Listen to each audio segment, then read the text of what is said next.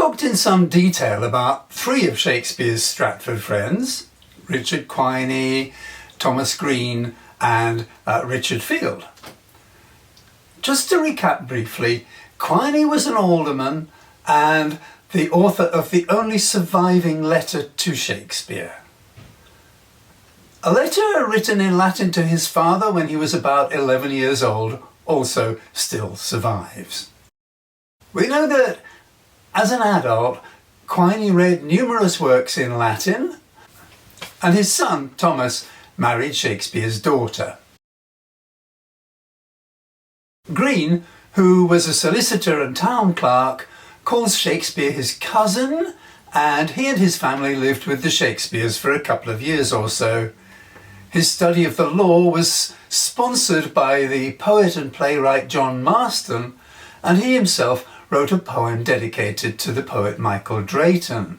Richard Field, whose childhood home was very close to Shakespeare's, went on to be one of the top London printers and printed the first three of Shakespeare's published works, along with a number of works that Shakespeare drew on in his own writings.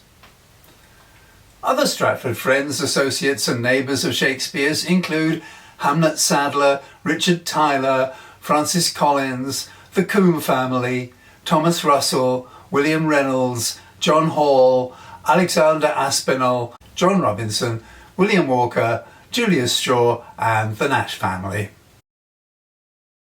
Not all of them were prominent members of Stratford society or distinguished in any particular way, but quite a few of them were. The Combes were landowners, lawyers and politicians. John Combe was Shakespeare's particular friend, and Shakespeare left his sword to John's nephew Thomas. Thomas Russell, another beneficiary of Shakespeare's will, married Anne Digges, a neighbour of Shakespeare's in London. Anne's son Leonard wrote commendatory verses for the First Folio. The Cambridge-educated physician John Hall married Shakespeare's eldest daughter and was the author of two treatises in Latin which were published after his death. And Alexander Aspinall, the Stratford schoolmaster, is believed to have had social ties to Shakespeare.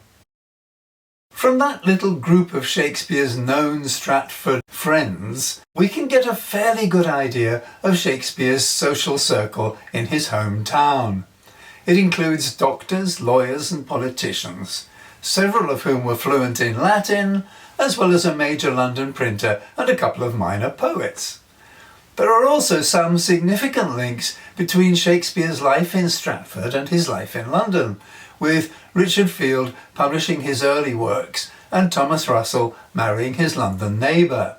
He may or may not have drawn directly on Field's own books, but he was certainly indebted to a good number of them. And Leonard Digges, who in another context compares Shakespeare to the Spanish poet and playwright Lope de Vega, would of course have known by repute, if not through personal contact, of Shakespeare's Stratford background, as well as his career as a playwright in London. Basically then, Shakespeare's Stratford circle gives us, on the one hand, a pretty good idea of the kind of world Shakespeare grew up in and his place in that world, and on the other, some significant links to the world he entered when he went to London and began his career as an actor, poet and playwright. Thank you for listening. Please subscribe, get notifications, and if you want and are able to give practical support, join as a channel member.